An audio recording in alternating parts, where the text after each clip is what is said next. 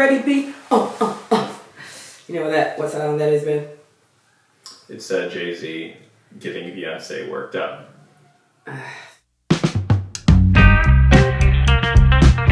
Welcome to the Sci-Fi Side under the Believe Podcast Network. It is indeed a podcast about Black science fiction and fantasy and staying on the same page as a family. Today for episode 110.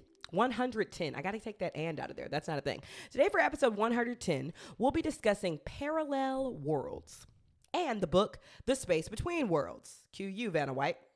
Hold up the book real quick for me, Ben. The Space Between Worlds by Micaiah Johnson. Ben, you're a little delayed today, but that's all right. We're a little bit rusty. You know, we were off for the Thanksgiving break, but we're back, baby. And guess who else is back? Our incredible patrons, right, Ben? Yeah, they got our back, too. They always got our back. Ben, how would you describe a patron to people who are like, what's that? How can I support? So hundreds of years ago, when artists were attempting to make a living, they would get a patron who would pay them to just create art. So now Patreon has taken that similar idea from like parts of Europe. Okay, I see where this is going now. Like Great. Mozart had patrons, Beethoven had patrons. Usually it was royalty, so y'all can be our royalty and support us in doing the things that we got to do. And, you know, we use that Patreon money for like, you know, basic things like, I don't know, new equipment. Rent. Doctor's visits, technology, you know, all things that the Wallen family needs. Speaking of the Wallen family, Ben, why don't you show them Lil Wild Lynn? She is upstairs sleeping. We are good parents. But yes, patrons, if you would like to be a patron and continue supporting our family, we really appreciate you. We will post the link to do that in the episode notes. So if you scroll to the bottom of the episode on YouTube or on Apple Podcasts or wherever you listen to this, you will see that link. Special shout out right now to these patrons: Janaea McNair, Brianna M, Katrina, Folasade Henson, Kate, Jessica Carrero, Marla Miller, and Ashley Carter. Remember, patrons, also we do a yoga class on Sundays. It is 30-minute beginner friendly and it's at 10 a.m. PST. I will always drop the link in the Patreon. Now, how are you? How you been? We've been off for like 2 weeks. So I just want to come back to something you said earlier where you said 110 and you said, oh, you can't say and, but yes, you can because and means plus. So 6 and 2 makes 8. That's a bad example. 110. Well, look it up. I think you're supposed to say like 110. It used to be that 112. way. It used to be that the and implied a decimal point. Oh, okay. But you would 110, but that's incorrect. That was wrong mathematics. When you say and is a plus word. So when you say 110, you're saying 100 plus 10 equals 110. Well, thank you for that very delayed explanation, you but you did wrong. have my back. I got your back. How are you doing today? You didn't do anything wrong. How is your goddamn today? I am very glad that we were able to have this American edition to The Space Between Worlds because Micaiah Johnson, who I got the pleasure of meeting, she was saying that this, because the two women on the cover were looking too longingly at each other, this cover was banned. Wow. It was banned in other countries, you're saying? In other countries and other That sounds about right. Yeah. Like, I mean, these women love each other too much. Basically, they're walking on what looks to be like, you know, parallel worlds. We're going to be talking about parallel worlds today. They sort of look at each other, and it's not too longingly. I mean, it is a little longingly, but I don't know. You know, people like to ban ridiculous things. Everything. If a book has a person of color, if a book has two women just like... One woman might have something stuck in her eye and be looking the wrong way, but it's like, oh, something's just caught in my eye. They're like, no, these are lesbians. Let's be clear. But there are some talking about some lesbian relationships. Judging a book by its cover. Amber, how are you doing? I'm doing great. Answer that. I mean, I'm doing. About the cover. I feel privileged to live in a country that allows people to make lesbian book covers. That's true. And you know, so you feel privileged. That is the answer to your privileged. Question. How are you doing? Imagine like somebody coming up to you at a bar. You're like, how's it going tonight? It's pretty privileged, bro. I'm pretty privileged. That's going to be my response from now on. It's like, how are you feeling? Pretty privileged. Yeah. Pretty privilege. I It's also like, you're not have wrong. pretty privilege because I'm pretty. I'm Yeah. a pretty boy. Yeah. I do have a question for you. What's my question? So speaking of judging a book by its cover, why do you judge people by how they read? I judge people by how they read. I judge you by how you read. To a children, like where did this? Amber has certain standards of how a book should be read to a child. So where did this stem from? Because I went to Storytime at the library. I took some videos. Ground the people in what you're talking about. Yeah, I went to it's not all Storytime at the people. library because I am sort of the caretaker for the baby. So I take the baby to the doctor, and Amber, is able to get her work done. And so I take Wild to the library, and the librarian is reading, and I send these videos to Wild listening. And of course, Amber says this is cute because Wild's my baby, but she's also like, why is this person reading without no seasoning? Fervor and zest. You said seasoning. It was a very unseasoned So where did read. you learn the seasoning of a story time? I think if we think about all of the great griots and storytellers that we remember growing up as a kid, they read with expression and power. And when something was sad, it was sad. And when something was adventurous, it was. So I don't understand why you would get up there in front of these kids and just read it how you would talk to somebody else. She did a step up above that, but I'm not going down to the story time, Ben, because I will take that book out of her hand and give those kids a show. But I know that about myself. You know what I'm saying? So I'm gonna stay at the house, and you gonna keep sending me. You don't think her performance was a little lackluster? I just would not. And they canceled the week before, so I'm like, okay, well, you had a week off, so if you're gonna do it, do it. I would just not think. Yes, obviously, once you pointed it out to me, I was like, oh, yeah, this is pathetic. But I would never think that it was pathetic. I feel like you learn words better when people are more, like, expressive and clear, and you're like, cat. Like, yes, not just like, just say cat, kid. No. You do. Break it down and give it some life. 30 minutes is a long time for story time, by the way. Was it? How many books did she get through? Maybe 4 or 5, and then she sang some songs. But did she sing? No, it was so out of tune because the parents also were singing. I don't even care if she's out of tune, quiet. but was it expressive? I think she might have been in tune, but it was so quiet I really couldn't hear anything. So she didn't even project. Yeah. I think she was wearing a mask. Sound off. Am I being ridiculous? Because let me tell you this. Growing up, we went to the library. My mom would take us there on Saturdays, and they had a show. I don't understand how this show was free. They had puppets. They had live music. They had a really great thing going at that library. So they gave the kids a show. And, this is the time where, like, PBS Kids was, like, that girl, Reading Rainbow, things like that. So it's like, whose shoulders you stand on. So why would you get up there and act like we're at a board meeting? Kids are going to have their whole lives to be miserable. So the least you can do is get up there and start yelling and the kicking. And if there's a fire, act like it's like give them, if they looking, give them a show. That's the word of advice. Sound off. Am I crazy? Sound off, y'all. Next. What's next on the docket? Podcast reviews. We got some great podcast reviews, baby. I've been trying to tell you the same thing. Lime Girl 22. If we want to be clear about the podcast, read this with some fervor. Go ahead. Lime Girl 22 gave us 5 stars. Really appreciate that. She says, Tales from the Hood 3, please. Huge fan of everything. This family. TikTok pulled me in, but this podcast is a whole new level. I love hearing what you all have to say and how the both of you interpret the movies you've discussed. I've listened to both of the episodes on Tales from the Hood 1 and 2 and would love to hear your thoughts on the third one. Why did we not watch the third one? Because it is so bad and so horrific and that so we wouldn't even waste our we time barely on get our through very the second lucrative one. podcast. We'll watch the third one. We loved the first one, and then the second one just was so pathetic and so campy. I did have someone talk to me about seeing Tales of the Hood 3, and they're like, it's so bad. It's almost unwatchable, but you enjoy it. This is almost piquing my interest. Like, I think we should go for it at some point. Yeah, Thank you, will. Lime Girl 22. Lime Girl 22. That's a really cool name. Does it mean that you like limes or that you love the color lime? I don't know. I'm going to go with both. And I think you're super cool for writing a 5-star review.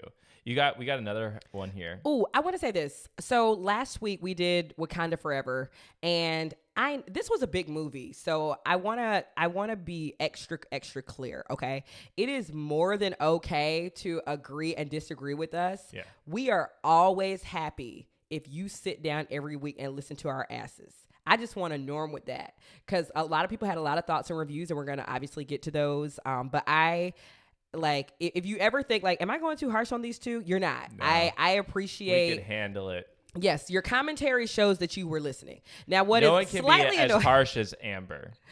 That would be to correct. me. You can tear me down. You can tear me down. Unbreakable. I was just thinking about that. Six, the musical. If you haven't seen it, you could do all of it. You could just slap me metaphorically in the face. You could just choke me a little bit metaphorically, and do all of it. But nothing's going to compare to what Amber can do to me. Don't tell people that. They already think I'm mean to your ass. Metaphorically, not actual physical violence. Now, will you get a side eye from me when you say things like? Now, I want to start by saying I haven't seen Wakanda Forever, but I disagree with your review of it. That's what I'm like. Now, you gotta watch it. You gotta watch it. Right now. I call this the Witcher paradox, or the Witcher pandemic. Okay. I've talked about this before, but basically, the first season of The Witcher comes out. A couple people watch the first 4 episodes, and they tear it apart. Okay. But the show does a really great job of creating a whole narrative. In the first couple of episodes, and did the people say like delete, it feels delete, like delete. Xena Warrior Princess. It feels like sort of episodic, yes. standalone episodes, but they actually build up to this great show. And a lot of people had to renege like after they watched the whole show. They're like, I couldn't even finish the whole thing. So I have zero respect for people who review things without having not only watched it but understanding a little bit of the context, or at least the season. Like I understand, like hey, I couldn't watch all 8 seasons, but or read all the books. But I gave all of season 1 a chance, and this is how I feel. So I love you, but your review of our review is kind of null and void if you didn't watch the movie. Now, this person, I'm pretty sure saw it. So look, can I read their review real quick? Oh yeah, you can do this. Okay, this one's about Wakanda Forever. That's only the reason why I'm squeezing 5 stars too.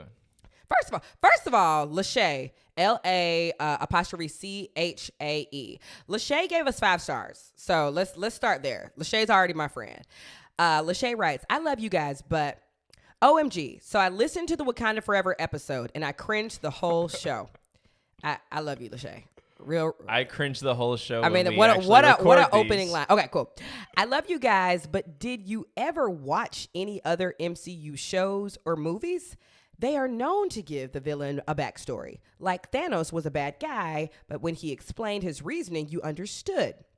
Like it's meant to show there is no real separation between good and evil, and Captain America, the Winter Soldier Cap, was seen as the bad guy for standing up for what he believed, and it's all about perspective. I do love your show. I love you, Amber and Ben, but I had to come say this, LOL. Okay, so I will speak for myself. I've seen some of the other MCU movies, but I mean, obviously the MCU is huge. I have not seen Endgame, but you have. You've seen everything. I've seen most things. So speak on, I'm not qualified to speak really. One, Lachey, thank you for leaving a review. That's first and foremost. You an internet cousin. I want to be clear about that.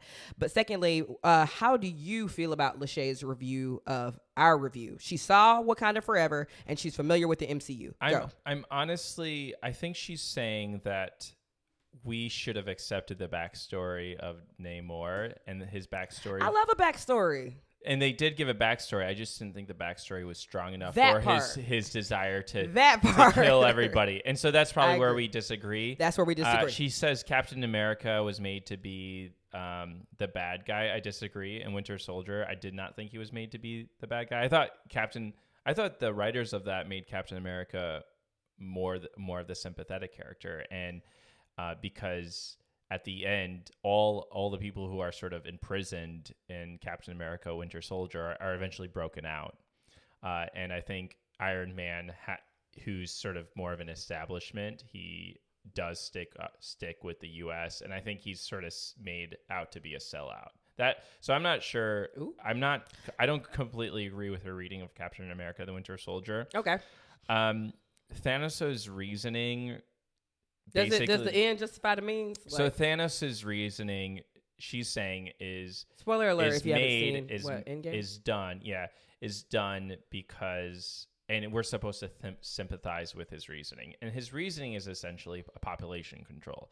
He's saying that the universe is too small to have so many people inside of it. So to make sure that it doesn't. So she might have seen that movie and said, okay, true. Yeah. So overpopulation is definitely a thing that people are concerned about. It's not really a thing. Like we can have more people on this planet. It's just how we decide to choose them and how much land and how much engines and obviously there have been like fuels. People that outside of the MCU, people that have tried to do stuff like, the one-child homes in China or things like that. We've seen that before, and it's just like, I don't know if this is the route.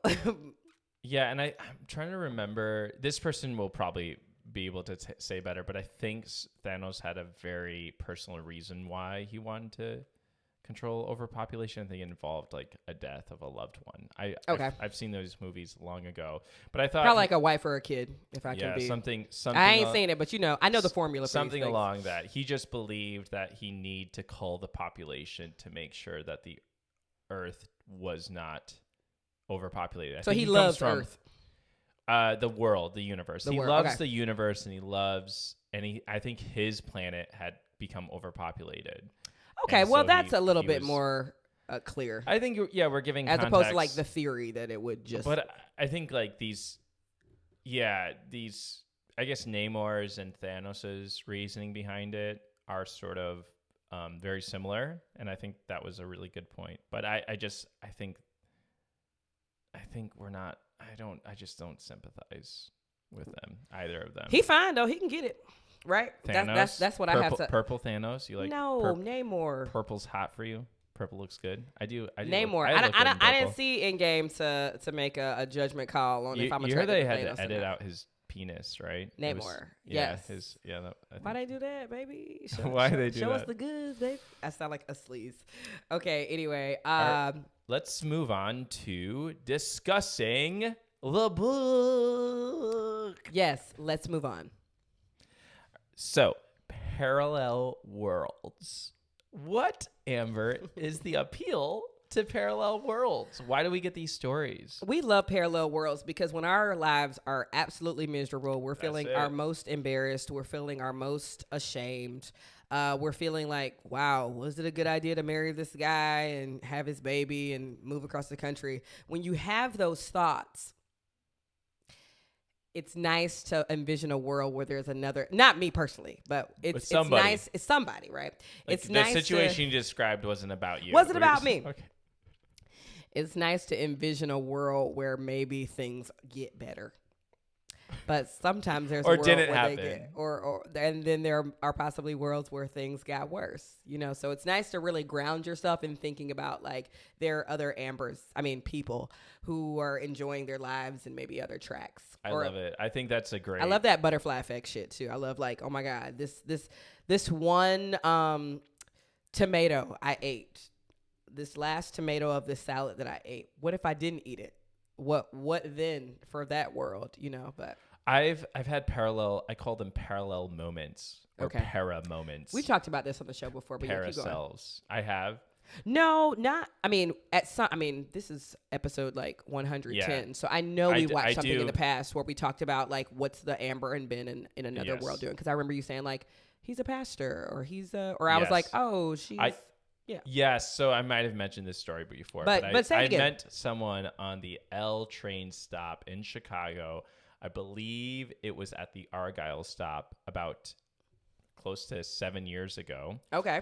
And I had met this person. And so you've been thinking about this person. Oh, yeah. This person came up to me, was my age, had went to Moody Bible Institute, which is a Chicago school that I actually went and visited. I considered going there. You go there to become a missionary.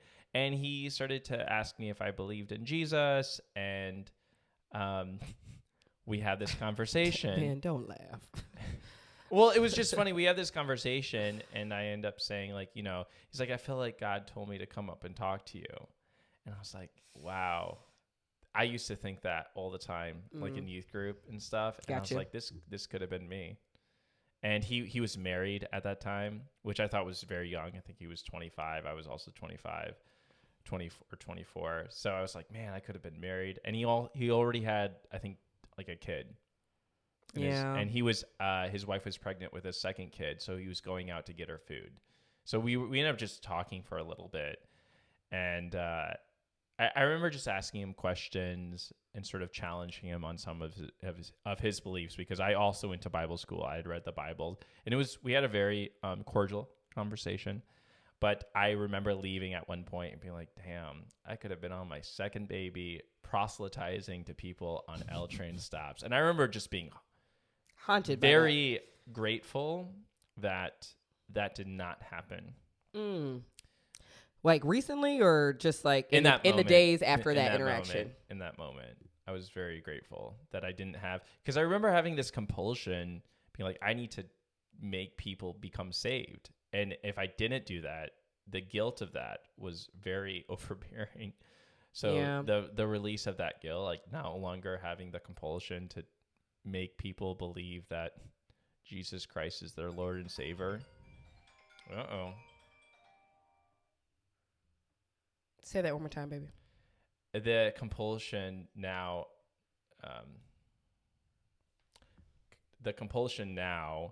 to not have to tell people that they're going to hell because they don't believe that Jesus Christ was born of a virgin and part of two people.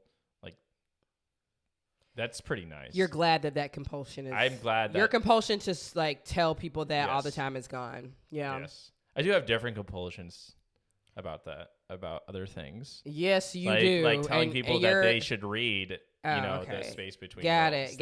Thank you. I was like, did it... Okay, so yeah, you do. I mean, yeah, you definitely have some intrusive thoughts that come up unprovoked. The other thing I wanted to ask you is there are multiple ideas of what? Multiple. Okay, sorry. I have some spit. That was not pleasant for anybody. Sorry. I just went to yoga, so my mouth is a little dry. There are multiple different kinds of parallel world stories. Okay. And one of them is the straight line, and then there's an inciting event, and then that branches off. So you have that in the story Counterpoint, where there is the same world, and it goes straight, and then it branches off, and now there's two separate worlds. Gotcha.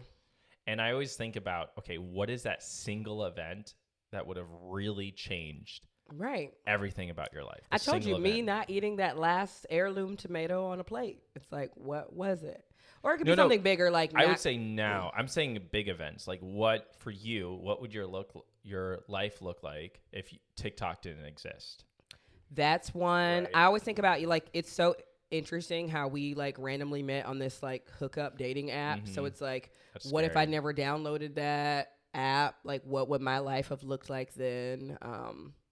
I mean, there's been many things. My life would not be as fun. What if I never left teaching high school? Like, what if I was still teaching high school? Where would my life be? No shade to, like, obviously, like, friends of mine who are still teachers, but that's something they, like, want to do and have a passion for. And that was something I was doing that I did not have the same passion for. Is there a singular event that would radically change your entire personality? For example, in this story, which we'll get into, there's a character named Nick, who in one world is this abusive, awful, like violent person. And then in this other parallel world, he is like a caring, thoughtful person who wants to bring unity. And it all comes down to there's a single event involving his brother and his father. Yes. Essentially.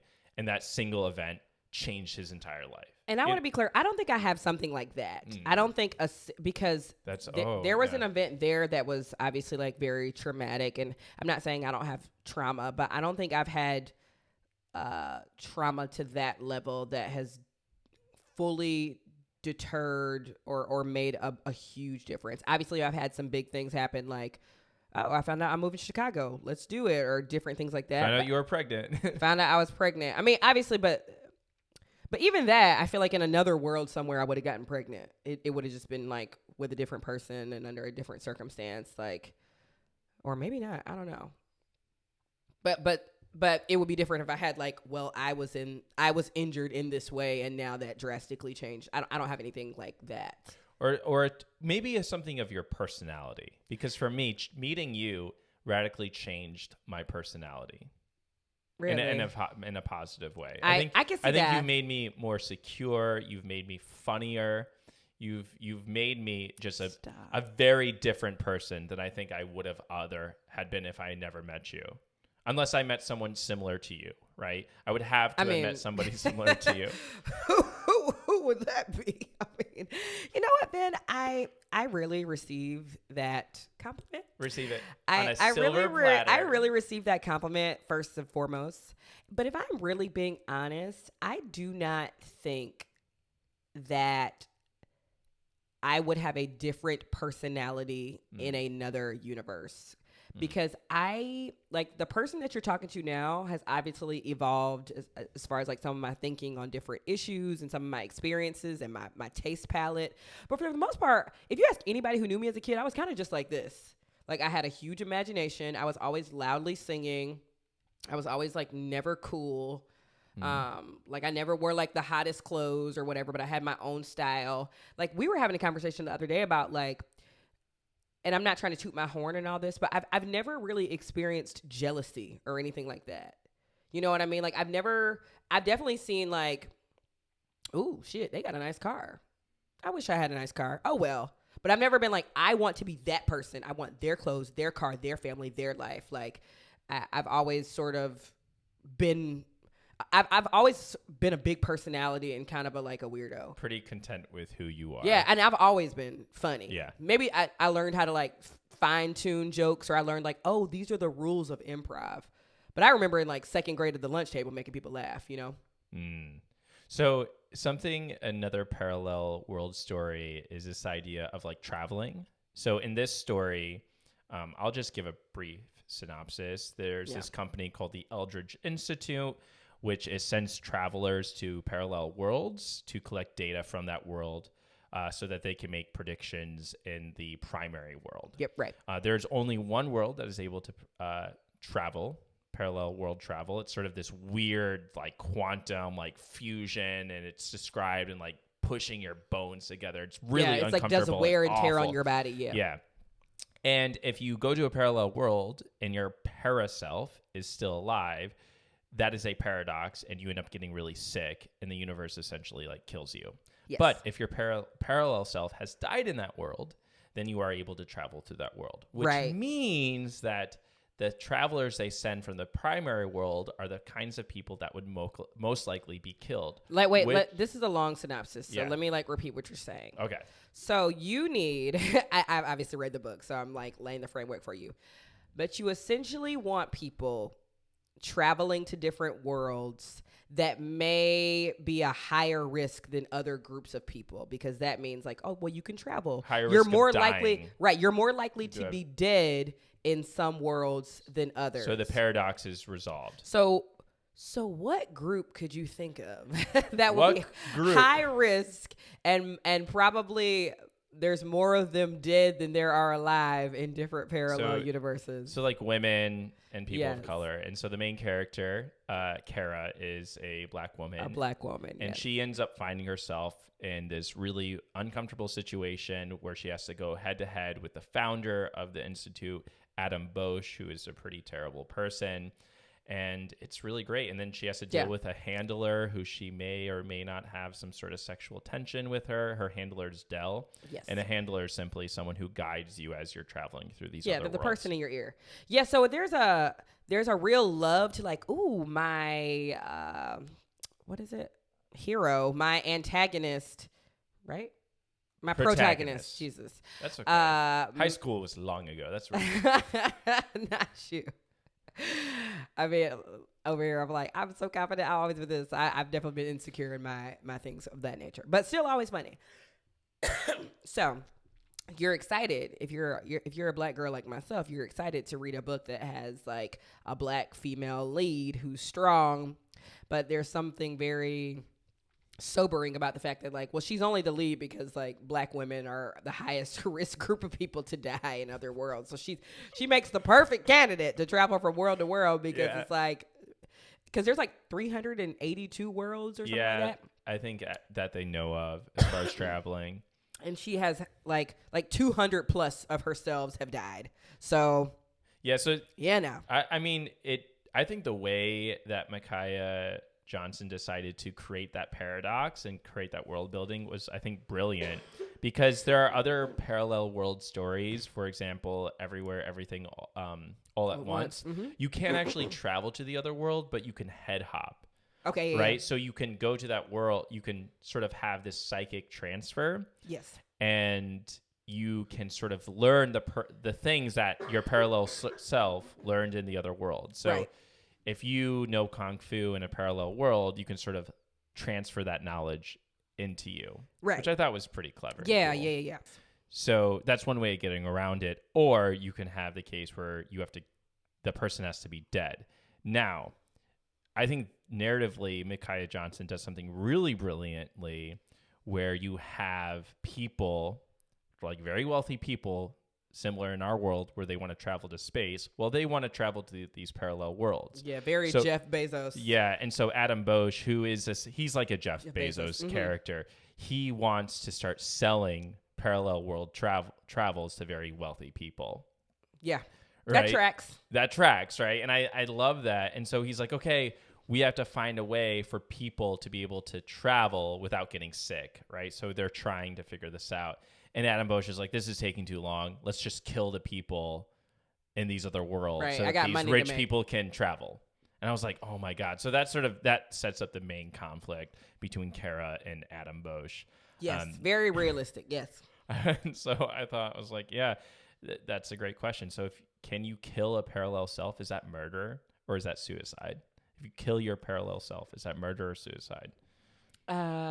It is murder. Because why? I really love these shows, I want to say, because I think we've talked similarly when we were probably discussing Severance, when we had just done Severance. Because if one part of you is like, if somebody's being like Severance is like a parallel story world, but it's in this interesting. Okay, I didn't even think about that. If one of yourselves, like, if there was a split decision between, version 1 of you and version 2 of you, these people have, 2 new careers, 2 new families, 2 new personalities. So that's a different person. That's not you. It's a separate person from you. It's not a real. Yeah, it's a separate person from you. But why does it not feel like murder? For example, Adam Bosch, this founder, because he wants to keep parallel world travel just in his world, he's sending people out to kill himself in the other world. Right. Because he wants to hold parallel world travel on his own. And I was like, and he sort of justifies it being like, it's not murder because I'm killing myself. Right. But it is. Yeah. But he just wants money. I mean, again, Severance wasn't directed by a black person. I just want to name that off the top. But it is a movie we saw, and it does have to deal with like your work self versus your life self. But he's unable to see this other person as different from him. So in his brain, it's like, if I want to chop off my arm, why can't I? It's like, it's not your arm. Like that. So I can see that disconnect. Oof. Peripheral does the same thing. Mm-hmm. Peripheral, there's a character who, it actually deals with parallel worlds. Yeah, don't spoil that one too early. But y'all should watch Peripheral. Devs is another great parallel world. So if you want to read, I really like parallel worlds. Oh man, yeah. I think the practice of thinking ways in which your life could be different based on very particular decisions is pretty powerful. Except in this story, in Micaiah Johnson's story, there are certain things that cannot be controlled by a parallel world. For example, being a black woman, because that's in most worlds you're just going to die because oppression exists Right. I think that was that so choice powerful. is not yours. Oppression extends beyond. Yeah, it transcends your world. individual choices, right? It goes into other parallel worlds, into other universes. And I was like, oh, that was like a... She's doing something. Yeah, with that. she was extending this. And I mean, she is I think she has her doctorate. She was a college professor for a while. But I really appreciate that was sort of... I guess a theme or was a motif or whatever. Or something. That's kind of like a recurring thought that we have, or a recurring message, because I think there is so much validity to that. Obviously, we have, we make our own choices and things like that. But sometimes events happen in our life where people just like blame themselves. And so... And I mean, and maybe in some cases we should blame ourselves, but in cases of very tragic loss, it's hard to reconcile. Like this thing that happened to you had nothing to do with you, and I know the grief process is going to be different based on what it was or who it was or how close you were to them. But at the end of the day, like there's not one action you could have done differently to make a different outcome. I think there's a piece to that. Ted Chiang's story, anxiety is the dizziness of freedom. That's sort of the conclusion. Wait, let me say that slowly. Anxiety is the dizziness of freedom. It's in Ted Chiang's Exhalation. Okay, short stories. Break that down for me. Learn me something real quick. So there is a story in which this therapist is feeling very guilty because she made a decision that resulted in one of her friends having a drug addiction. Okay. And people are able to talk to their parallel selves through a computer. They're able to send data. All right. So you can sort of have a conversation with them basically through Skype. Okay. And she feels guilty about doing this one decision that changed everything. But at the end, she realizes that in like 300 other worlds, her friend developed a drug addiction, regardless of that decision. Oh, Time Machine was like that too. It's like he's trying to go back and save his wife, but in each scenario she dies. Yeah. Yeah. The 2003 Samantha Mumba. Guy Pearce. I'm having insane deja vu right now talking about this. So if we've covered this on another episode, please let me know. I kind of like live my life like that. Whereas I think sometimes when things happen, like you really blame yourself when incidences occur, If you think about it, you'll sit there and be like, if only 5 years ago I would have said this thing, or if only 10 years ago I would have saved this amount. And I'm kind of like, Ben, we're doing fine. Yeah. Accepting your decision in this world. Yeah, like I do that when it's like, dang, I could have auditioned a little bit differently for this thing, but I don't know. I don't really hold on to it in that way. But sometimes you'll be like been in a really great way set up. That's my problem. That's why I'm with Ben, because Ben does plan for the future, and he created this really cool PowerPoint for me on what I should be doing with my money. Not in a controlling way, y'all. Don't do that. But just like, this is how much we should give to retirement. This is how much for student loans. This is how much so that we can buy a house in this year. And you sort of requested it. Because I was saying these things. Yes, because you like to... we're like drunk and we're having these conversations. We'll be drunk at a party and Ben will be like, so let's talk, buying a home in a couple years. And I'm just like, oh my God, you're such a boner killer. But I said, if you want me to like hear you and listen, like I need a visual... Like, I need the numbers side by side with the words.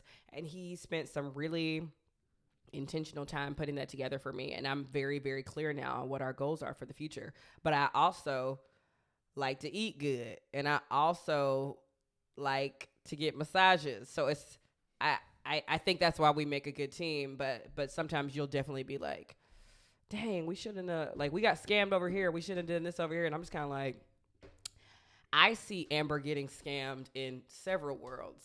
So I might as well just let myself be scammed with this. Or like, not scammed, but paying something for that was overpriced. Like, there is no world where you never pay for anything overpriced. Like, what there's world probably is that? One world. There's right? not. Because so in the TV show Devs, there's infinite number of worlds. I think also in this book, they give you this idea that there's infinite. Yeah. Well, there's not infinite. There's like 300 something. I think 300 that they the know Eldridge of. Okay, Institute discovered and that's close enough to their world that they can actually travel to, right? Because there are probably some parallel worlds where the air is not breathable, right? Because of, whatever the geological construction of our Earth or the atmospheric, millions of years ago, there's something that changed. Anyway, the point being is that I think there are infinite number. I think she establishes there's infinite number, but the Eldridge Institute is only capable of traveling to these. You actually think there's, and this is so funny. We're such sci-fi nerds now that like even when we get into arguments, I'll be like, Ben, there's no world where you could see you being wrong in this scenario. Like that just is not. I think it's probably a very rare world, but it does exist. Because you think there is a world that exists where you never waste a single penny. If we think about it, like from childhood to now, as soon as you said that, it became possible.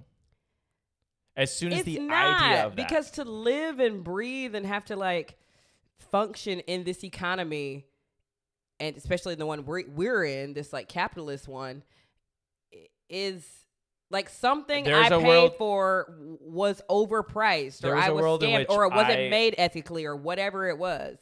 And the same is true, I think, in a lot of other countries too. It's like this just sadly is just how the shit goes. Like this is how cost of living goes. Like this shit is unfair. Like you think there's a world where like you paid fair price for every single thing and nobody ever everybody. I don't think it's possible. I think it's. Yes, as soon as you are able to think of it, it becomes a possibility. If you can think it, it exists. But that would also imply that there's a world where, like, in this situation I'm talking about, like, the times we've been overcharged or scammed or whatever were at the hands of other people. So that would mean, like, there is a world where no other person was running a hustle. It's rare. And I think my acceptance of that means that is the world in which you should strive for. Ultimately, we should be striving for a post-scarcity civilization in which money is not even needed. All right. Wild Lynn is waking up, so I'll end by saying this. There is no world, and maybe I'm just jaded and just a black queen, but there's no world where somebody's like, in this other world, there's no racism. It's just like, I just feel like in every world, that was my plight. Yeah. Well, that's what historians do, right? They go back and say, okay, what would be the one event that would have prevented white supremacy that, spiraled into racism? I think the idea of like, there's no, what is the I just cannot event? See that world because there's just been so much. Well, we're not science fiction writers. Maybe if we were science fiction writers, right? Right. Things or just change. Because even in like Knots and Crosses, when it wasn't white supremacy, in that specific story, please go back and listen to the episode, it was black supremacy. Yes. So it's just like, there's no world where one group didn't colonize another group or whatever. Well, I think that's what a great science fiction writer does, is they, especially optimistic science fiction, is that you imagine the world in which that is the case. What would have had to happen historically for that to occur? I like the idea of imagining that world, but but I can't. You see it, right? I can't. To end really quickly. Or you don't see it. You don't see it. You don't see it. To end, the one side that I had for the book, this is the sci-fi side. So we're gonna just because we really enjoyed this book by Micaiah Johnson. The one thing that was a little tricky for me was that, let's say in this world, my name is Amber. In the other worlds, my name was not Amber. So as a reader, sometimes it was like, oh, is this the new version of that person? Like there were different names for each person. Whereas like in a movie like Everything Everywhere All at Once, it was like the same character's name. So and it makes sense because it's like, well, in this other world, obviously I'd have a different name because my story was different, or like my mom got inspiration for my name for this event, and then if that event never happened, I would have a different name. But like as a reader, it was a little bit tricky to keep up with all of the versions of her because they all had different names. Also, big spoiler alert, but you find out that Kara in this primary world is actually not Kara. She found a way to travel into this world to become a traveler. So there's us. There's some great twist, and it keeps on stretching your imagination. The book is great. Didn't you think about Us when that happened? It's like, oh, you're not. Oh yeah, so there's the other kid. Us is sort of like a parallel self. story as maybe well. That's when we were talking about it. Maybe. Very possible. Anyway, you want to wrap up, baby? Yeah.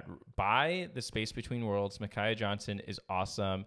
Definitely. Funny story. I actually bought this book to give to her, and then I didn't run into her again because she was doing a reading, and she's like, oh, I got to go buy my book. I was like, honestly, I went to go buy it to give it to her so that she didn't have to buy it on her own. So you're a kiss ass. Yeah, well, yeah, because we were talking about stuff, and she spent some of her time just talking with me, and it was great. And I forgot to give this. So Micaiah Johnson actually bought this copy to give to you because she showed up in Chicago, had forgot to bring one of the copies of the book with her, and so I actually bought this for you, Micaiah.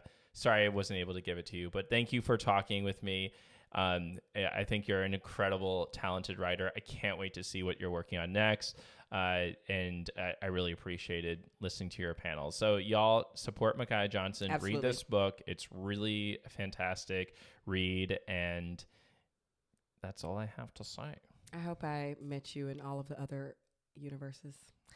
Up next, we're going to be talking about numbing your emotions with N.K. Jemisin and Jamal Campbell's award-winning comic series Far Sector. Ben, can you pull that up? Yeah. Yep, there it goes. Sorry, I just caught Lil Wild Lynn is awake, so we got to go. But thank you so much for listening to another episode of the Sci-Fi Side Podcast. Please read Far Sector, and we will see y'all next week for the show. Bye, y'all.